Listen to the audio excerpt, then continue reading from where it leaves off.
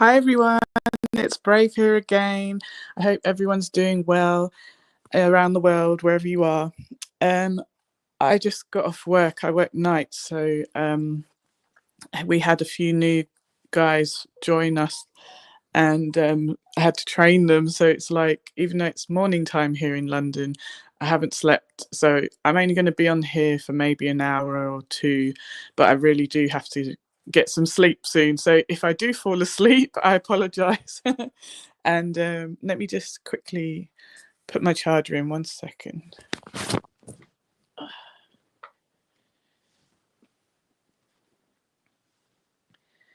One sec, just doing my charger quickly.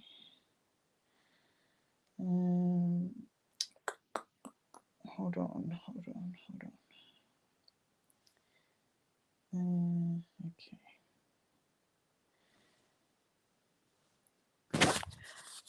Yeah, so like I was saying, I usually work nights. So the reason I chose night work is because I find people fake and annoying and rude. And so for me, it's really helpful to not have to have a lot of people around me. Like, I don't have to be in, a job where in the daytime there's loads of stupid customers who are just attention seeking morons and trying to, bother you. Like, whenever I worked in, say, retail, like in a big department store, like, I don't know, Selfridges or Harrods or something, I always was nice and polite and helpful, did my job great. I always used to be like employee of the month and in the newsletter, because not because I'm anything special, but because everyone else was so lazy that it made me look exceptional, because I was just doing the job, doing it efficiently, doing it quickly, doing it without needing to be supervised, And when I, oh, 1 sec, I just got to move something.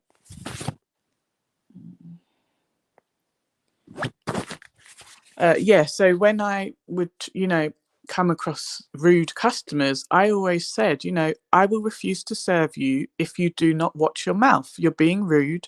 I will help you. There's no problem, but you're being rude for no reason. Don't disrespect me, and I won't disrespect you. But people assumed like you were some slave or something, that they could just walk in and go, you boy, pick up all my stuff and walk behind me. And I was just like, I don't know who you think I am, but whoever it is you think I am, you're wrong. And like one time, my friend, she was Chinese but born in Paris, so she could speak French. And it always used to freak people out that a Chinese person was speaking with a French accent in English, or with her French. And I was like, what's so alarming about that? Like, I'm born in England, but I'm not English. I'm part. There's a little bit English, a little bit Scottish, a little bit of Scandinavian, Indian, Indigenous. Native Indian from the South Americas, from way back. What was there? Did I say Irish? I don't know. There's a lot in there. Multiracial people. We got a lot of history, a lot of ancestry. But I got tan skin. Dark hair, whatever. But it's funny to me how people were like freaked out by her, and weirdly, when I first met her, I didn't realize that she wasn't born in London like me, because there's loads of different people of different races just born in London, all talking with similar accent to mine. um and it was just really funny, because I just started talking to her like, oh, are you new, how are you? And I'm just talking fast, like my normal pace of talking is pretty fast. And she was just staring at me because she hadn't learned English very, very well yet. So she could speak a little bit, but she was kind of winging it by her having a cousin who was born here kind of talk for her and give her, like, he got her the job. And in England, a lot of people who can't speak very good English can still get jobs, because English is one of those weird languages that even if you don't speak it well, you can still be understood, to mostly a decent extent, even if your accent is from another place, kind of thing. So I remember she was just staring at me, like, because she didn't understand anything I said. So it's like if someone came up to me and started speaking Spanish because they think, oh, are you a Latino, or are you you're a mixed Latino? And I'm like, why are you speaking Spanish to me or Portuguese? I'm not from Brazil. I'm not those people. And they're like, oh, sorry, you reminded me of those mixed people from Brazil or whatever. And I'm like, no, because I got like long, uh, dark, wavy hair and, you know, big eyelashes and brown eyes. And I'm like, well, I could be from anywhere looking the way I look. I could pass for Egyptian, all sorts of other races. But I always correct people when they get confused about me and be like, you know, where are you from? What are you? And I'm like, well, let me get the DNA scroll out and the big, like, multiple family trees and stuff. But like, I do remember, like, I think it was Amsterdam. I went to Amsterdam on holiday with my ex-husband, and we had a good time. We did not go to the red light district, because to me that stuff is not cool. That stuff is exploitative and sad, and the women, no woman in the world wants to be an S worker in a window with people gawping at them and using them like a piece of meat. Any woman who claims she is okay with being used like a piece of meat like that, I think she could be mentally ill, and she could have a personality disorder or something wrong with her that lets her feel she's so worthless that this is the kind of treatment she deserves or should tolerate. I hate when I hear like young women saying, oh, well, I was having sex anyway for no money, you know, sleeping with men every night and getting drunk at the bar. Why don't I get paid for it? And it's like, yeah, but you didn't have to do that. Why did you go to the bar every night? Every night? You know, like, not every night. I was thinking, I was like, what? Every night? You're not sore down there? I would need a break. But like, it really kind of scares me how people are just like, and it's not the sex they're looking for. It really is not. It is the attention. They want to feel accepted. They want to feel loved. If a man if a man at these bars didn't require sex from them and just said, I just want to hug you, just lay in my bed next to me and we'll hug all night and we'll have a kiss and a cuddle. How about that? I'm sure a lot of women would enjoy that. Yes, it might lead to sex because you might feel safe and you want to express the love you feel, the appreciation for the care.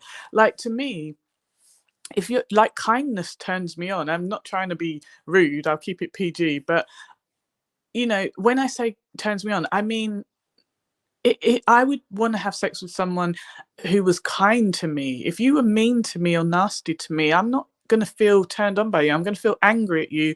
I'm going to feel bitter and resentful and vindictive towards you.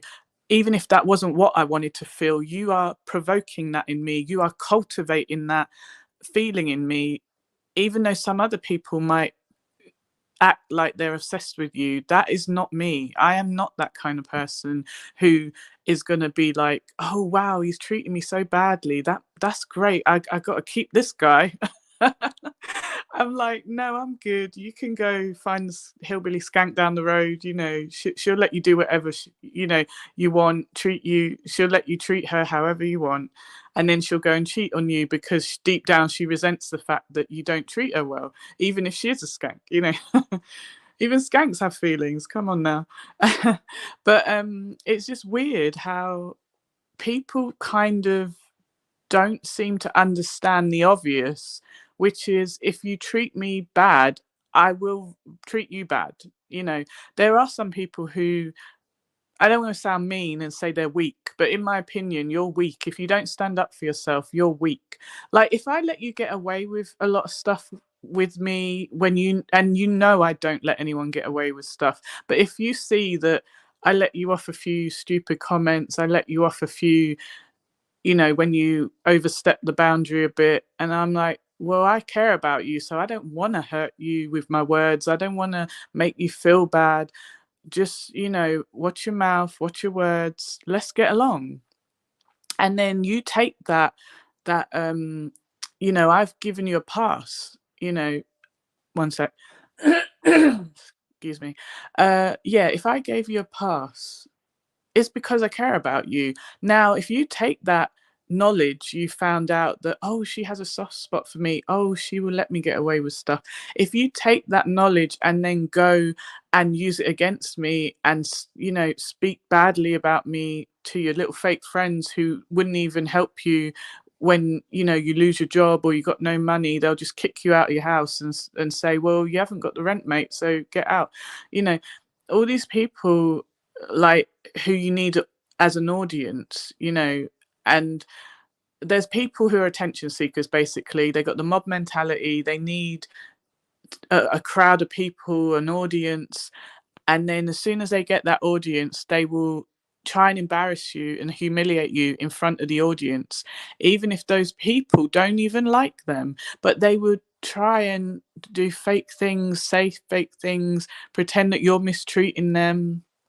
I've had this happen to me recently, where a guy from Tennessee, who I was trying to build a friendship, because his life wasn't how he wanted it to be. There's alcohol addiction and stuff, and other grief and tragedy in his life, and I really, really felt bad for him. Not in a way that, oh, he's beneath me, oh, I got to pick him up. No, I genuinely cared about another human being going through suffering. It wasn't like, oh, I pity you in a snobby way, like I'm better than you. No, not at all, because I've been through terrible things. People just assume, because I don't care what they think of me, that I must have it all together and be rich and sitting on a pile of money. Like, what gives you that impression? There, like, nearly every day, I sometimes think, oh, I wish I didn't wake up.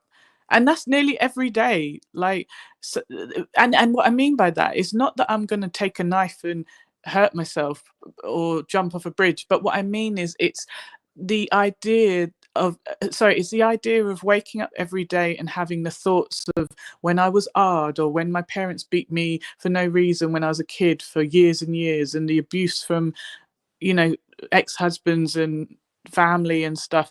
Waking up with that unhealed, unprocessed trauma, it really bothers me. Like, every day I wake up and feel like, why do I still remember this? Why do I still feel PTSD and see PTSD? Why do I still feel nervous when I go outside and see a man walking towards me, and it's just me and him on the street early in the morning and there's no one around? Like, I still get that fear of, oh no, he could arm me, he could drag me into this alley, I don't want to be hard again. It's like, people don't understand that just because you are living and breathing and walking around doesn't mean you're okay. Yes, I have achieved a lot of good things in my life, overcome a lot of bad things, you know, been successful in certain areas despite all the terrible things I've been through, but the psychological pain is always there. Like, I've been a military drummer, I've performed for the Queen, I've done I've been a professional performing artist, where when I was in New Zealand, I've traveled most of Europe doing that dance stuff. I've been in music videos, I've been on TV, multiple times. Like, I've done a lot of stuff. I've been in commercials. Like, I've done loads of stuff where other people would be jealous. Many people were jealous of me. They were like, oh my gosh, you're so lucky. You travel the world, you've done this, you've done that. But I would have gave that all up just to have a mum who cared and loved me and didn't beat me, and a dad that didn't beat me, then abandon me, beat me, then abandon me. You know what I mean? Like, all that material stuff, or the status and the jealousy and even people following you on social media, tons of followers. What does that even mean compared to true loyalty and true friendship, or true, you know, someone being there for you and being supportive? Like, when people sort of used to say to me, I'm so jealous of you, I hated when people said that to me, because I said, why on earth would you compare yourself to me? If you really want to be me, you would have to wake up every day remembering terrible memories of horrible things that were done to you. Is that really what you want? Yes, I'm wearing nice clothes. Yes, I've done my hair nice and my makeup nice. It doesn't dissolve the pain I'm feeling, not at all. the mental anguish and the feeling of, I'm so angry I can't change it. I'm so angry that bad things could happen to me in the future.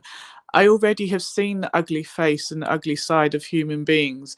I don't want to see it again, but I know there's no way I can stop it. If some crazy, nasty person wants to hurt me, I have to just. This is why I'm on guard all the time, because I don't know which one is the nutter or the rapist or the, the attacker. I don't know. And you know, because I've been through so much, my brain just has me on guard in fight mode constantly, head on a swivel, checking everyone, aware of my surroundings, to the point where you can't relax.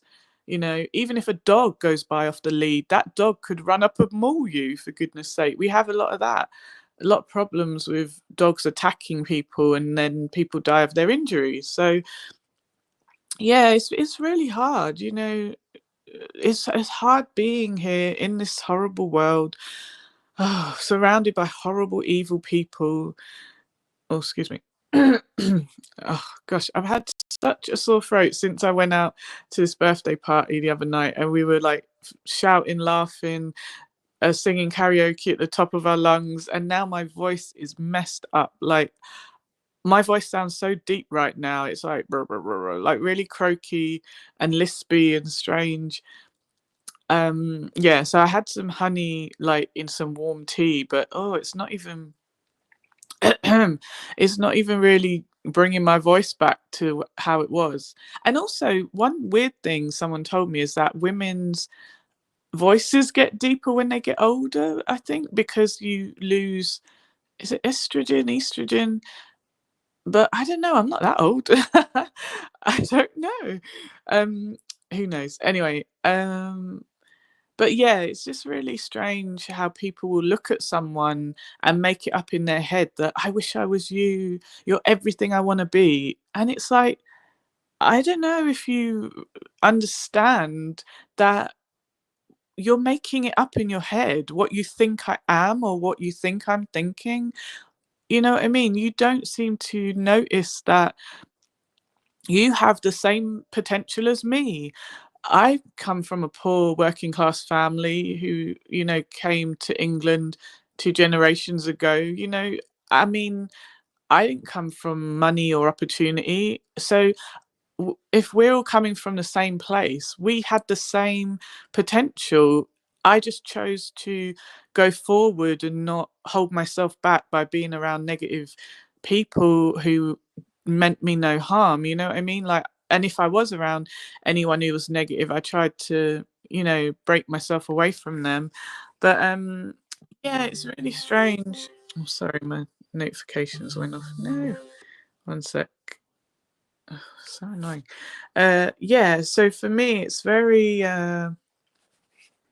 yeah, to me it's very sad that people will look outside of themselves for, validation. Like, they want someone else to validate them, or they want to compare themselves to someone else, or they want, I mean, there's nothing wrong with looking up to someone, wanting to get tips on how did you do this, and I admire you, I wouldn't mind doing something similar to that, or the same thing, the job or the, hobby or whatever, anything you where you achieve something and other people say, I would like to do that. I mean, like, because to me, like, I was always amazing at writing. I always felt like I could write a book. I just have so much to say, and it's all good stuff and helpful stuff. And that's not me bragging. That's people have said, you really helped me. The way you speak, and you're so eloquent, and you're so, you come across really caring, and what you said was really good advice, or made me think and helped me come to my own conclusions to help my own life.